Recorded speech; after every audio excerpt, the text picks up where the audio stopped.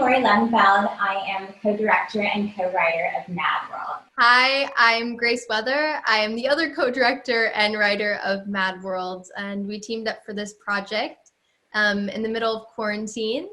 And Mad World is a film that follows a woman through 5 different worlds full of fantasy, drama, and color.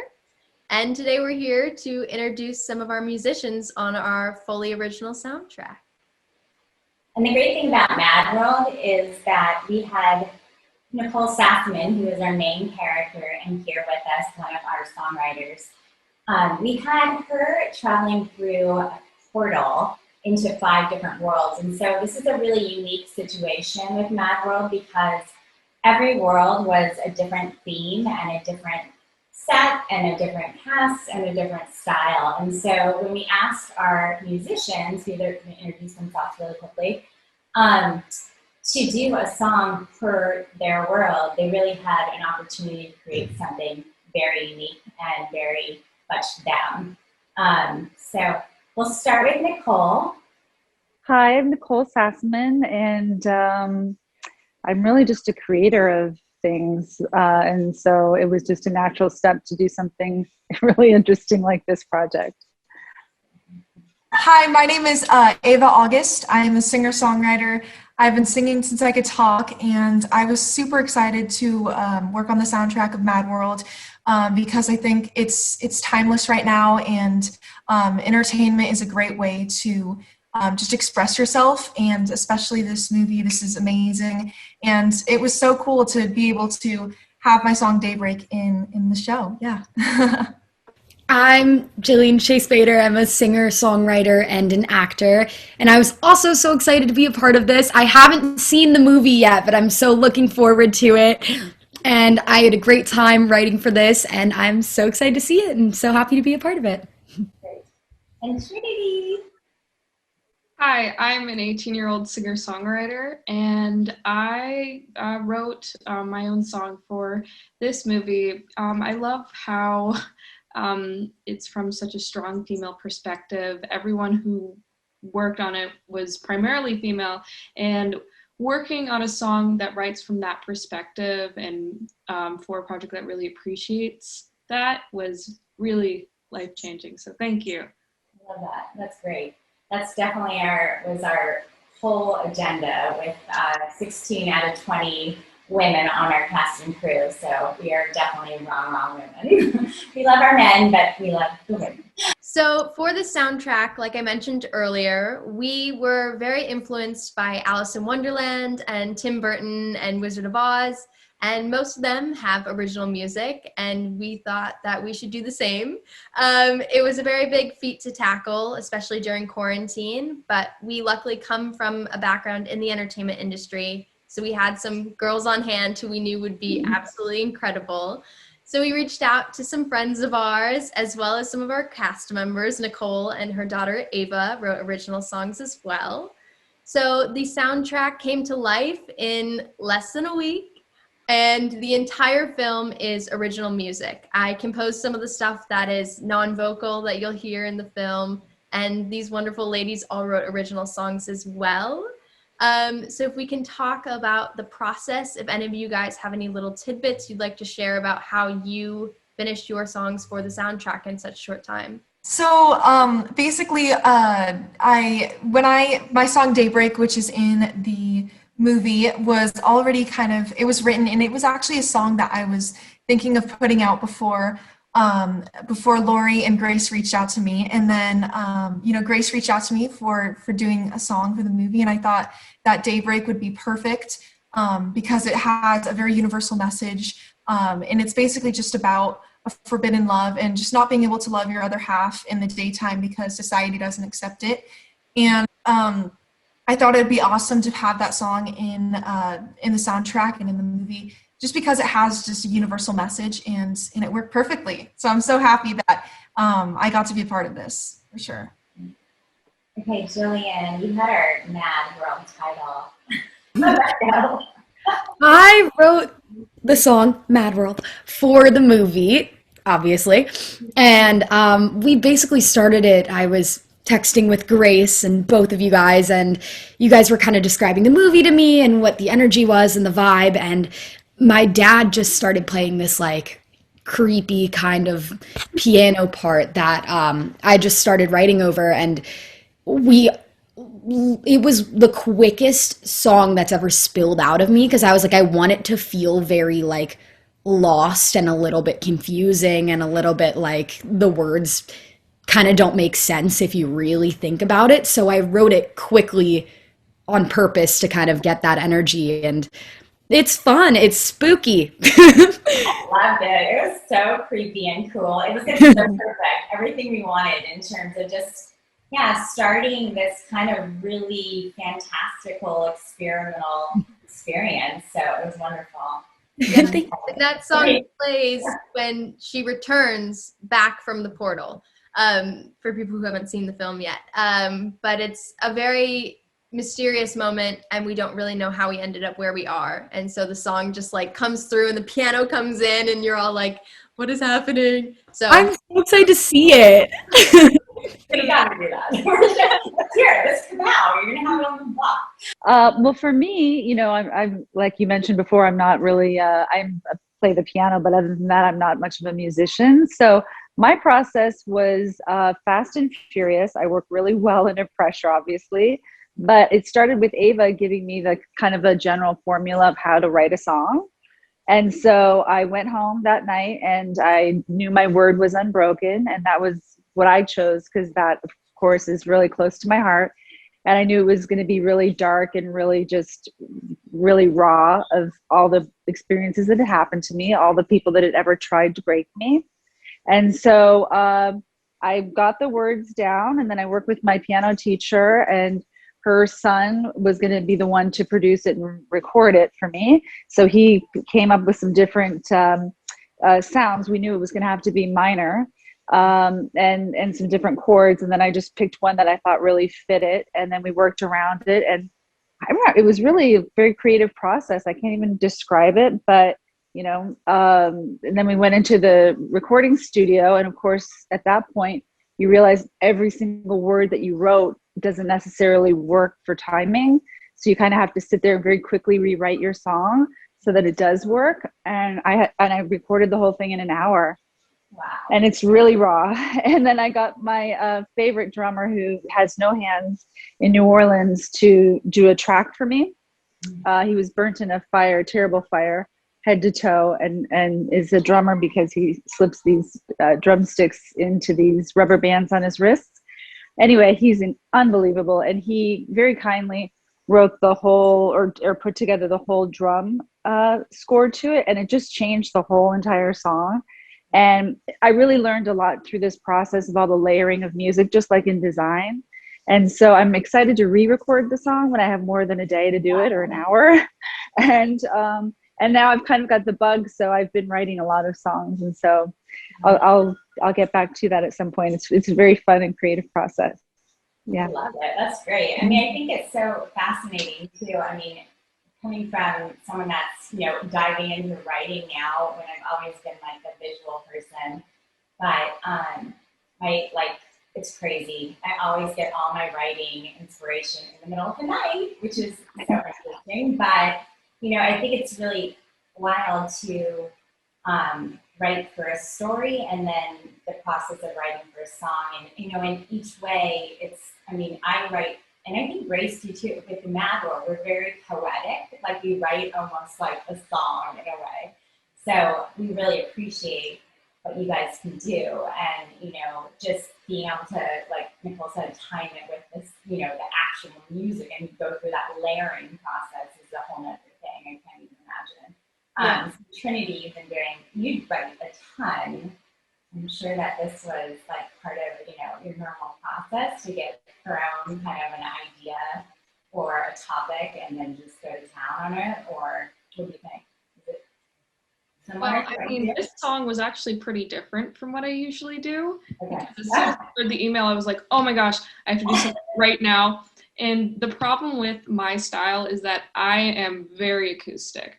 And I was like, shoot, I can't do this on my own. So I call up producer, co-writer Sam Shreve, and he was like, okay, I'm going to send you a couple of my couple producers tracks, and we're going to see what we can do. And I came across this track that had this beautiful violin opening that I thought was like, not like super slow and very classical. It was just very very strong. And that was immediately like, I was like, yes, I want to do this. And something about it screamed like just something very feminine. And I was like, oh my gosh, I didn't even think about what the song was going to be about. I was just started writing like about how guys think it's so easy to be a woman. It's like everything gets handed to you when it's really the exact opposite a lot of the time. So it's called it's called Make It Out Alive, but the full lyric is you wouldn't make it out alive.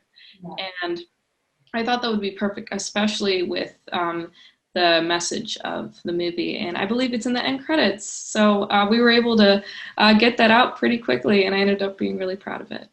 It's great. It's amazing. I mean, every song is so unique and different, and it definitely has such an emotional, kind of ride that you go on, and it's just fabulous. So, well, I've been thinking about this a lot, and this is kind of why I wanted to do this session with you guys, because I'm really fascinated from an outsider's point just about the industry right now. And, like this process was so, is so different, and it's kind of one section of what you guys do. I think movies and TV now and tapping, being able to tap in as a musician is really kind of a great avenue for you. But I'm just curious about this other part that you guys are really navigating and seeing you really work through is just distribution and actually writing these songs. What do you do after you write a song? How do you get it, produced, and then, where do you send it? We don't have these huge, I guess are you doing record companies anymore? Are we doing Spotify? I don't know what we're doing. So I'd love to hear from all of you guys and just, kind of what your process is when you write a song. My process, normally I write, and then maybe one out of every 10 songs I'll send to my producers, and maybe they'll be like, okay, yeah, sure. And then sometimes you can kind of tell they're like, write another one. And then you kind of pick your favorites and produce them up. And then, yeah, you're right with the Spotify thing. I think Spotify is becoming the superior streaming platform, and it seems to be the thing that people use to judge how quote well something is doing. I think Spotify streams are very important right now. How does Spotify work? How do you get onto it? Because it's actually really interesting because we are dealing with independent filmmakers and independent songwriters and artists. So, kind of what is the process of going through that? Because you are independent, you don't have this, huge team doing it. Yeah, how does that play out? You obviously release to social media. That's a big part of your channel, right? Building your social media and getting that audience to care about it and recognize you and hear your music. How do you kind of work that channel? And then what's the process of actually, how does someone get on Spotify? I don't know. Yeah. I think social media is a lot more important than people think with music. Everyone in LA is always like, you have to get followers to be an actor because they'll only book people with followers. And I'm like, that's not true. But what is true is the music thing. It's not necessary, but it's definitely helpful to have followers that'll go listen to the stuff you're putting out. So I think building social media, TikTok's really big right now for helping music artists blow up, and physically getting on Spotify. I think you can probably put something right on Spotify, but I use distribution services, which I'm sure all of you guys use as well. There's one called DistroKid that I use, and it basically you put it in and it puts it everywhere. And that's helpful.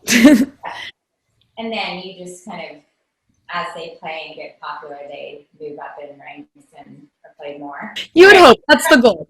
Trinity, do you have anything to chime in on that?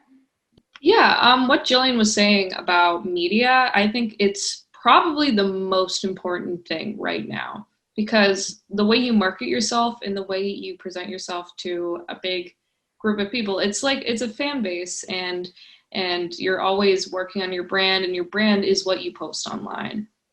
And when you're putting out music, you really have to promote yourself. And interacting with people who listen to your music is very important. You always have to talk to them and let them know there is a release coming up. Like, tell them, like, every single day, like, post about it whenever you can. It's best not to be obnoxious, but if you are obnoxious, they definitely won't forget it. Yeah. There's a power in hate listening to something. I have a lot of friends that are like, oh my gosh, this is the worst, listen to this, and it has like millions of views because of it. So it's good for, obviously, us, we're artists, and we don't want to get hate listened to, but so we kind of turn that on its head, and we go for more positive stuff. Even though it's not as potent, it's what lasts. And I use CD Baby to release my stuff. It goes like everywhere, and I guess part of marketing it without a record label, without all that, the huge marketing team that they have in those labels, you kind of have to do it yourself. It's a lot of work, but it's pretty worth it in the end. And Spotify makes it worthwhile if you get on a couple of playlists. Yeah, that's good. I was just thinking of just a little kind of further on that, Ava, is just how do you, I think social media, and I've seen Trinity for so long doing this, it's amazing how creative she is and like constantly coming up with different ways to push herself out. And I just, same thing with you, Ava, like how do you, so besides the process, I want to hear yours, but also how do you like keep fresh and excited and, you know, is it everyday posting, everyday kind of communication? How is that like, how are you doing that? And how are you making it, you know, fun still and all that good stuff? And it's a whole different, it's almost like a full-time job outside of your music too. So. For sure. Yeah, I definitely kind of like what Trinity and Julian said.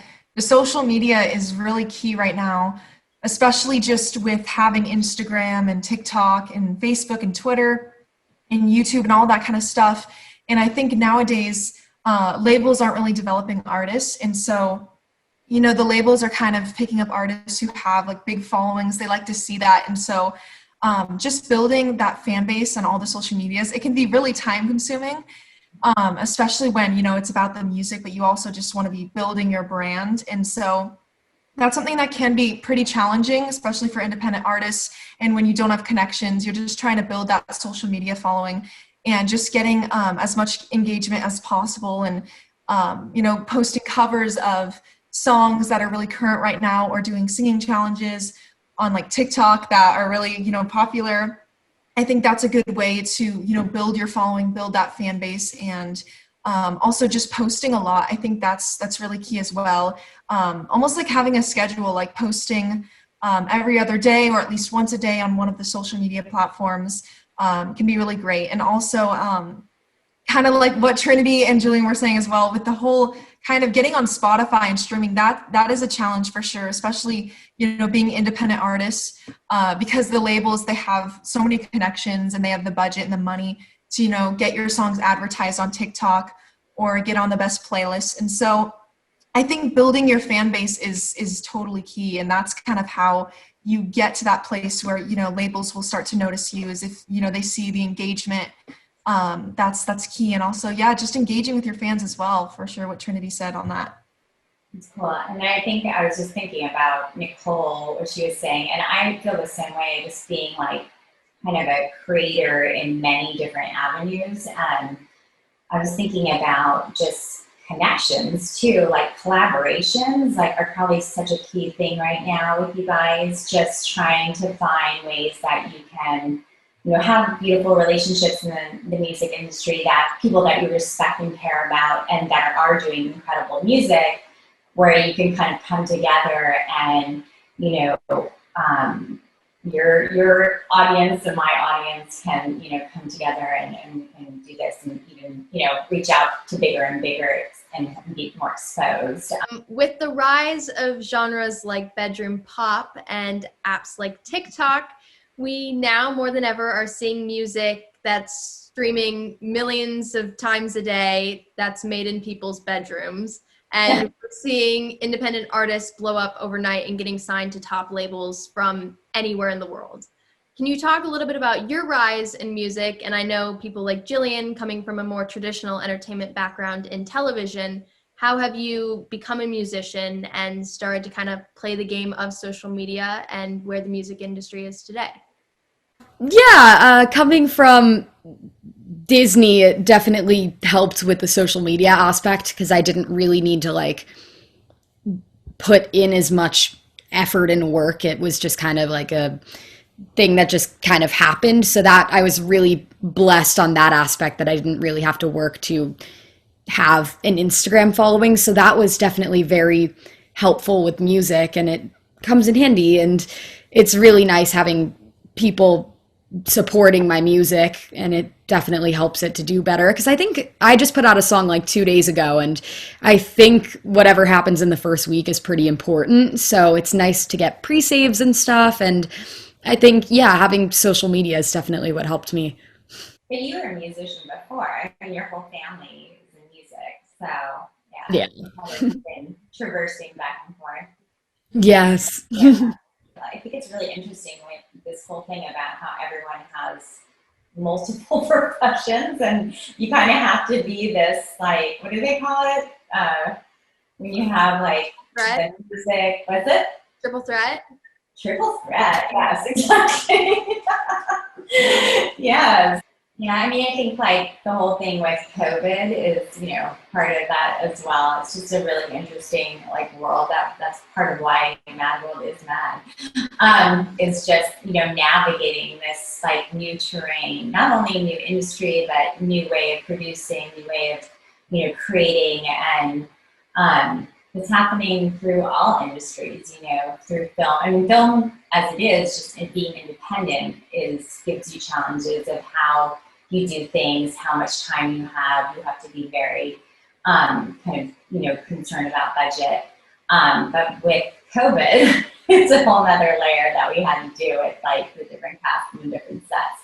What about you, Ava? Because you actually have a lot of exciting things happening right now, which I think is a great thing to discuss because, it's another whole way of showing up and showcasing yourself. And one thing we have talked about, Ava and I, is just that it's been really different for her because she hasn't been doing live performances in Trinity 2. Were booked out all the time before COVID, doing tons of performing. And now you're having to navigate a whole different thing. Just that human interaction of just performing in front of an audience, it's amazing. It's one of my favorite things to do, and favorite parts of music. And since that all got shut down, I had a casting agent reach out for me over the summer, and she's just like, why don't you audition? So I auditioned for American Idol, and I got to audition in front of the judges. I can't say where I am in the competition, but my audition will be airing very soon, and it's been an amazing journey. It's been an awesome platform, and it's definitely kind of what we were talking about earlier, just about having a platform, and whether it's television or if it's, in acting, anything like that, just having a platform is really essential for musicians, because it's another way for people to know your name and hear you and get interested in your music and who you are as an artist, for sure. Well, I'm a huge live performer, as you know, and I also tend to overwork myself and overbook myself for a lot of stuff. And I feel like everyone here has felt that. Like, we're all hard workers and it gets to us. And I think COVID was an additional stress, but also an additional relief. And I found that the internet has been a great place to take those concerts. It goes to a lot of people that are never really able to see me because they're not in Los Angeles. I have a lot of fans that are international, like in Mexico and Brazil and England and all these places. And I've been able to do more concerts for them. And since I've been able to do that, I've been reaching out more and more people and gaining a bigger following because of it, which is awesome. Amazing. That's so cool. So as much as I love live performing, and as soon as I'm able to do it again, I'm going to do it. Like, nothing beats it. I'm still going to keep doing probably the same amount of internet shows as live. That's so cool. I love it. Yeah, you have to definitely get creative here, but it is.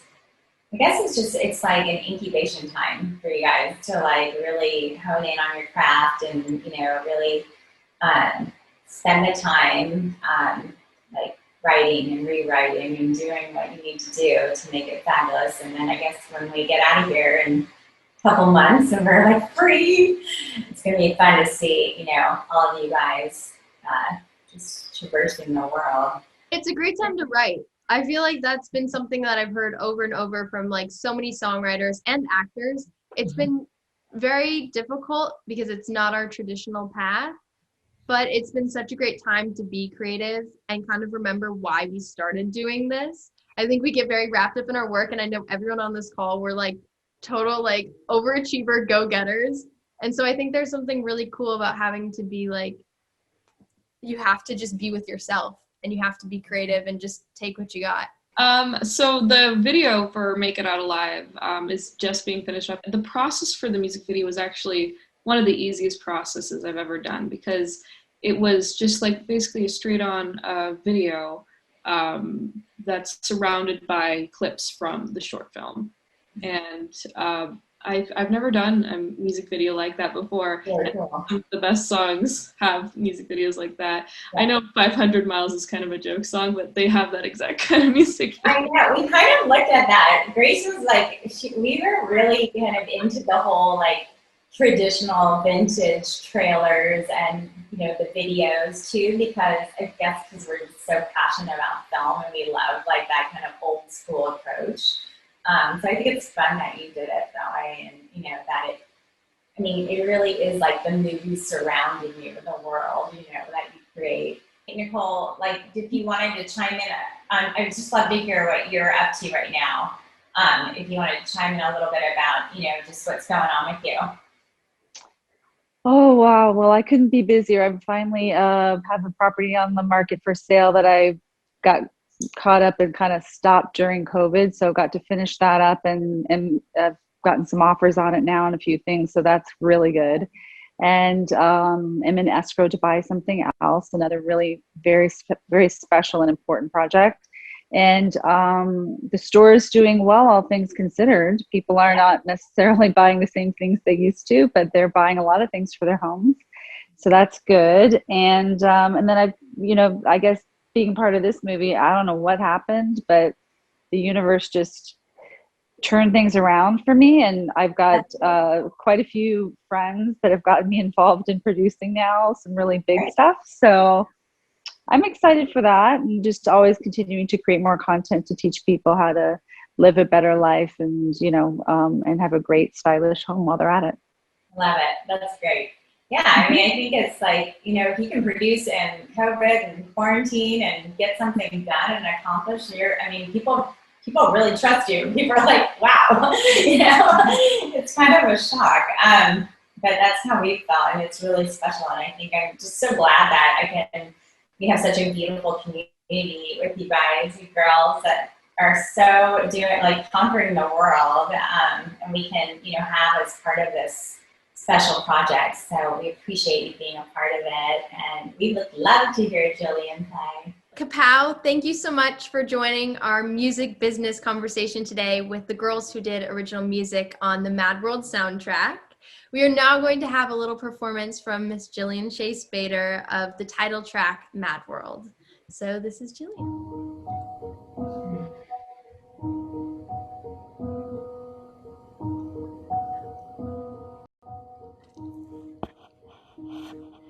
Seems unlikely that we'll be convincing ourselves we can see. Maybe when we cross that line, we'll think about the time this time. Trapped inside this world of mine, where water meets the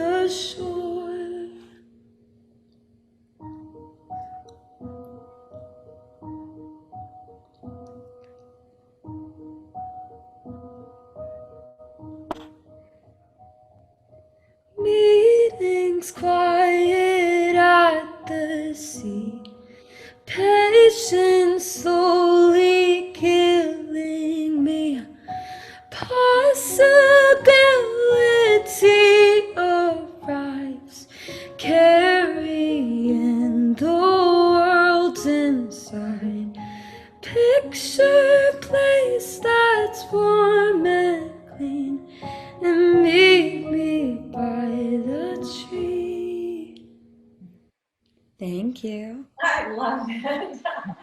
Spooky. To hear it. Like, oh my gosh. Wow, that just gave me goosebumps. Okay. That's so sweet. I love it. I could tell you all the things I've seen.